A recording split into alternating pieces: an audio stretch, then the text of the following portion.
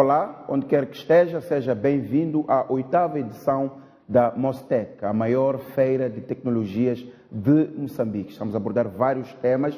O lema principal é transformação digital. Hoje vamos abordar tecnologia e transformação das sociedades, o papel das tecnologias na transformação das sociedades, o lugar de Moçambique, o lugar do continente africano. Nada melhor que termos para esta abordagem Severino Ngwenya, ele que é filósofo, também é professor e reitor de universidade. Vamos fazer uma abordagem mais acadêmica, mais filosófica, a olhar para frente, como é que as tecnologias podem ser um instrumento determinante para o desenvolvimento do continente africano e, em particular, de Moçambique. Sou Severino Ngwenya, seja bem-vindo à Mostec, esta 8ª edição. É um prazer tê-lo aqui. Muito obrigado. Exato. Sou Severino, quando preparávamos esta conversa, esta sua intervenção, dizia que vai fazer uma abordagem sobre a distância em que nos encontramos em relação às tecnologias e a velocidade máxima que o país e o continente africano têm de atingir para chegar ao nível dos outros países desenvolvidos.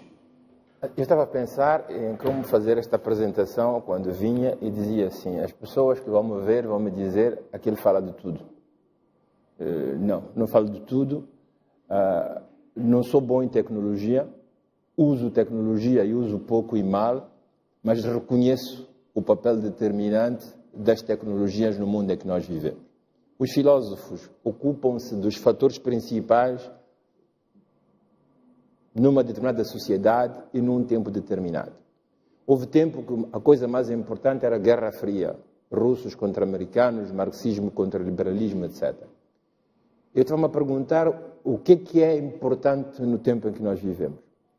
Temos a pandemia do Covid-19, temos a globalização, temos as mudanças climáticas.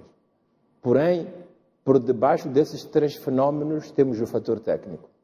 O que faz com que haja globalização é a tecnologia e a ciência. A luta contra a pandemia passa de um conhecimento técnico ao científico.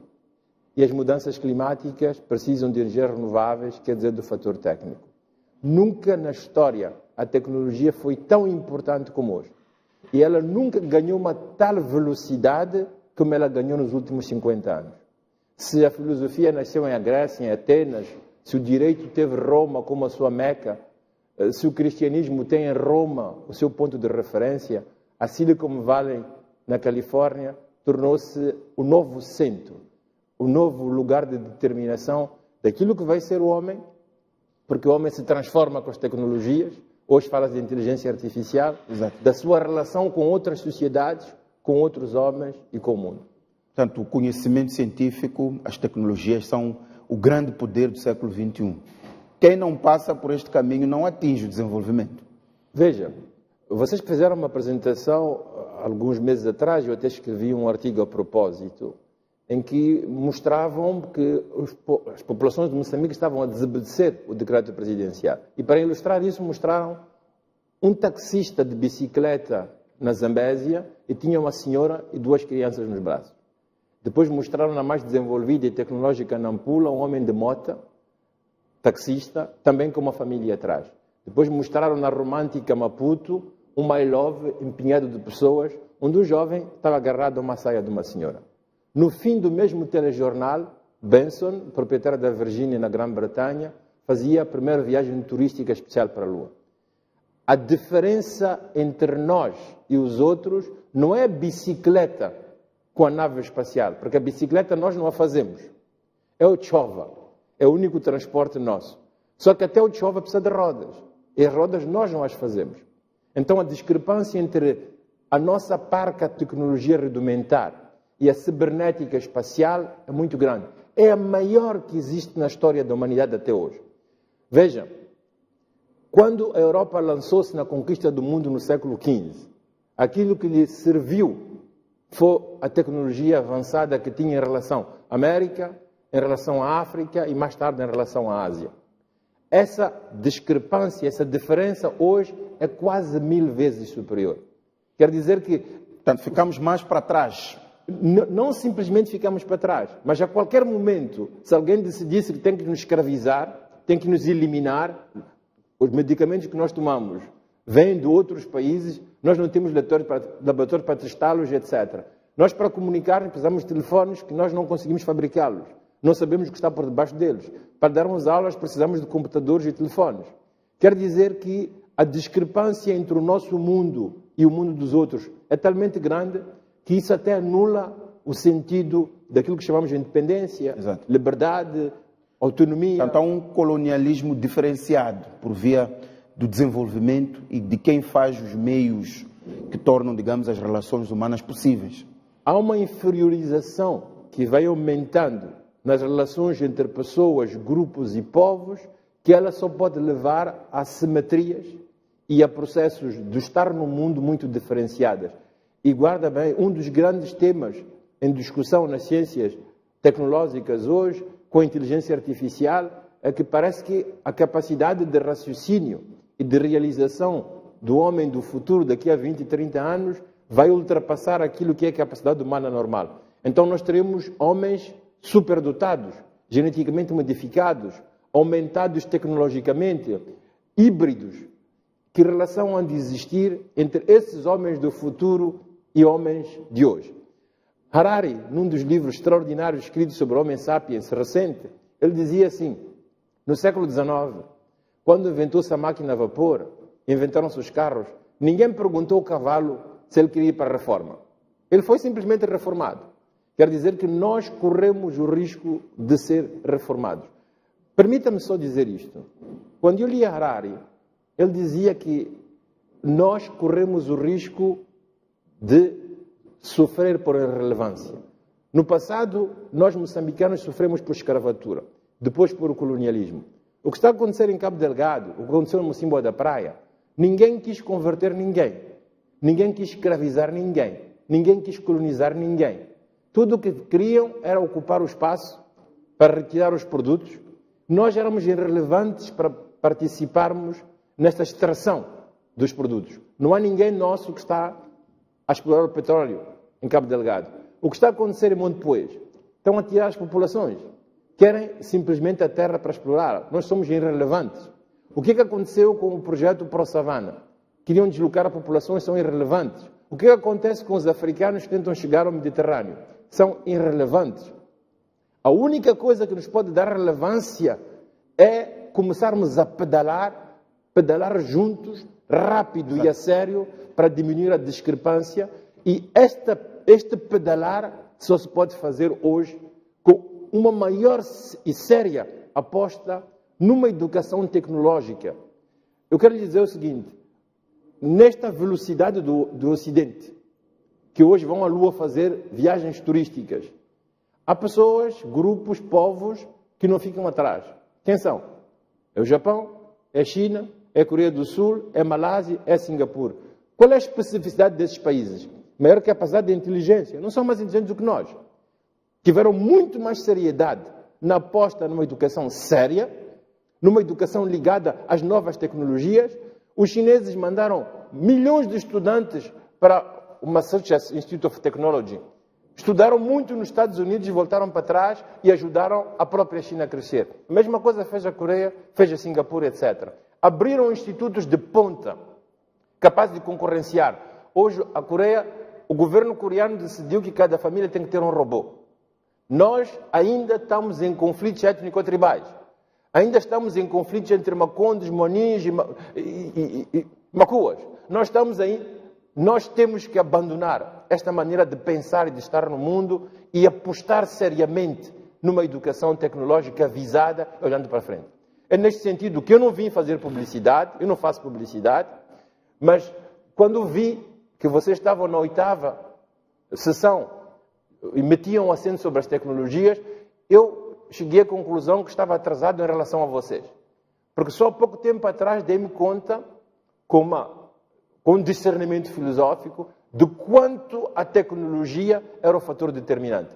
Então eu achei justo associar-me a esta ideia e tentar dizer a todos que queiram ouvir, se nós queremos ser um país que conta, se queremos ser um país, se não queremos sofrer por irrelevância, o único espaço de luta que nos resta hoje pela frente é juntarmos-nos todos, apostarmos na educação e pedalarmos juntos, rápido, com celeridade, para diminuir a discrepância que existe entre nós e os outros. E com isto eu queria dar parabéns ao trabalho que vocês têm vindo a fazer nesses últimos anos. Dr. Severino Guenha, obrigado pela parte que nos toca. Está a falar que é preciso pedalar mais rápido, é preciso acelerar o passo, é preciso não ficar para trás, é preciso não ser irrelevante neste ambiente de sociedade de informação. Quais são as opções num país com muitos desafios de desenvolvimento, desde a educação, saúde, infraestruturas?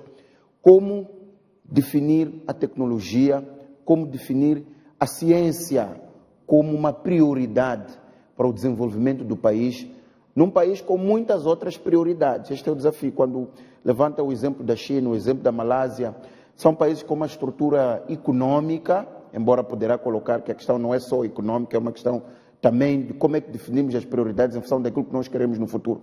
Mas assim, de forma muito concreta, como é que a tecnologia, a ciência é prioridade, é agenda? Como é que os recursos são direcionados para aqui? Como é que falou da educação tecnológica? Como é que se faz isto? Olha, eu disse que se eu olho para o tempo em que nós vivemos como filósofo, nós temos mudanças climáticas, é um problema sério que já nos afetou com a ideia do Kennedy e vai nos afetar ainda mais nos próximos anos. Nós temos um problema muito sério, que é a globalização económica, que aumenta as assimetrias entre o norte e o sul do mundo. Nós temos problemas muito sérios com esta doença que, afinal de contas, ainda vivemos sob tutela dela, não conseguimos ultrapassá-la. O que estamos a fazer para lutar contra isso? Nós apostamos na tecnologia. Quer dizer que a tecnologia aparece como solução a toda a diversidade de problemas que nós estamos confrontados. Se eu mobilizo isso para o caso específico de Moçambique, você pode dizer que nós temos uma questão de fome. Nós temos um número de moçambicanos que não têm uma refeição ou duas por dia. Hoje, a produção alimentar, a agricultura, a agronomia, se faz tecnologicamente. Há estados nos Estados Unidos que são aviões que regam os campos. Hoje temos o ADN de plantas modificada para aumentar os níveis de produção. Melhora-se a planta, trabalham-se as terras com tecnologias avançadas. Hoje você quer fazer, no mundo da saúde, para você fazer uma operação, para fazer uma radiografia, para fazer um scanner, você precisa de tecnologia. Hoje, para fazer uma construção, temos uma série de jovens que não têm casa onde habitar. Hoje é tecnologia que utiliza materiais locais para fazer as construções. Na última entrevista que nós fizemos, recorda-se que eu lhe disse assim, hoje, ao lado do primeiro-ministro, no lado direito do presidente ou do primeiro-ministro, devia sentar o ministro de Ciência e Tecnologia. Exato. Porque ela é transversal. Não há nenhum domínio que invocou antes, que é importante e necessário na nossa sociedade, que não tenha que passar necessariamente pela tecnologia, pela ciência e pela tecnologia. Por isso a tecnologia é transversal. Qualquer coisa que queramos fazer, se queremos fazê-la, digamos assim, em sintonia, em concomitância com aquilo que é o espaço-mundo que é o nosso, temos que apostar na ciência e na tecnologia. Isso significa mais escola para todos, escola muito mais séria, mais instrumentos de trabalho, mais escolas de aprendizagem, mais universidades técnicas sérias, apostando em tudo o que temos que apostar, porque, como eu dizia antes, o sofrimento do passado deveu-se ao colonialismo, deveu-se à escravatura, o sofrimento do presente e do futuro é para a irrelevância. Se nós não queremos ser irrelevantes, quer dizer que não queremos trazer sofrimento aos nossos, não temos outra alternativa senão apostar numa educação técnica. Ou seja, portanto, os problemas que muitas vezes levantamos, a solução é a tecnologia. A definição de prioridades, a solução é a tecnologia. Quando levanta esta ideia de que a tecnologia é transversal a todas as áreas. Portanto, mas isto levanta a questão de mentalidade.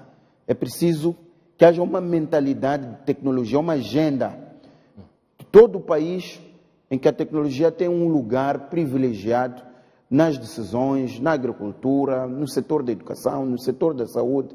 Tem de haver uma agenda reformista com a tecnologia assente. O que eu tento dizer é que a tecnologia, a ciência hoje é transversal na solução de qualquer problema. Hoje, para ensinarmos as crianças com o Covid, precisamos de usar o telefone, precisamos do computador. Hoje, um grande problema que nós temos de dar contra o Covid é o meio de transporte. O meio de transporte passa por um certo domínio de ciência e tecnologia. para melhorarmos a alimentação, a saúde, seja o que for. Então, é claramente um domínio transversal. Ora, a tecnologia não é uma coisa que nascemos com ela, que se aprende. Muitas sociedades estiveram como a nossa durante anos e séculos. Eu volto a citar a Coreia. A Coreia, tínhamos a Coreia do Sul e do Norte. A Coreia do Sul apostou muito nas tecnologias. Olhem o lugar em que ela está hoje. A China, que tinha abandonado as flotas marítimas durante um tempo e subiu depois da colonização inglesa, hoje retomou a tecnologia, e a maior concorrência que a China faz aos Estados Unidos não é simplesmente em termos de domínio global, mas é sobretudo a nível tecnológico. O que fez a Malásia, a Singapura, hoje levantarem a cabeça, a Índia, em parte as Filipinas, é exatamente o domínio da tecnologia. Só para dar um exemplo, o Ruanda, há pouco tempo atrás, surpreendeu-nos com drones a distribuírem medicamentos contra o Covid-19. É tecnologia, mas um uso orientado à tecnologia para a solução dos problemas principais com que estamos confrontados hoje. O que eu estou a tentar fazer, estando presente hoje neste espaço, é dizer que, de facto, é isso. Temos o imperativo de mudarmos, primeiro, de mentalidade e, segundo, de prioridade. Mentalidade é pensarmos a pensar na tecnologia como aquilo que aumenta a nossa capacidade de agir com o espaço e com o mundo e até de trabalhar, mas não simplesmente como utilizadores, mas capacitar-nos que temos que dar aos mais novos, aos mais jovens, a possibilidade de serem criadores. Os chamados startups, de que Israel é o país de ponta no mundo, que lhe permite desenvolver até fazer plantações no próprio deserto. Sr. Severino Guenha, muito obrigado por estes ricos 15 minutos para a visão filosófica da tecnologia. Muito obrigado pela sua disponibilidade. Eu que agradeço e espero que esse trabalho continue e que surta os efeitos desejados. Nós temos que correr, pedalar, para diminuir a discrepância entre nós e os outros. E se nós não o fizermos, isso nos pode ser fatal. Exato. E este é o papel da Mostec, pedalar a favor do uso das tecnologias como um meio para o desenvolvimento. Desta forma, caro telespectador, fica feita a entrevista com o professor Severino Guenha sobre o papel das tecnologias no desenvolvimento. Muito obrigado pela sua disponibilidade nesta que é a 8ª edição da maior feira de tecnologias aqui de Moçambique, a Mostec. Voltamos a nos ver numa próxima oportunidade. Até lá.